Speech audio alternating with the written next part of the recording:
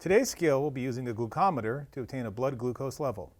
The necessary equipment for this skill are PPE, which is gloves, a glucometer, test strips, alcohol prep pads, lancettes, bandaging material, and a sharps container.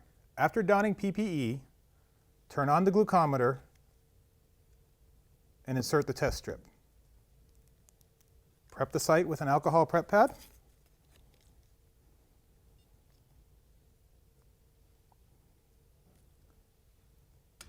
Lance the site, drawing capillary blood.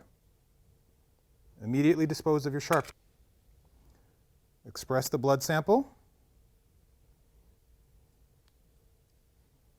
and transfer it to the test strip.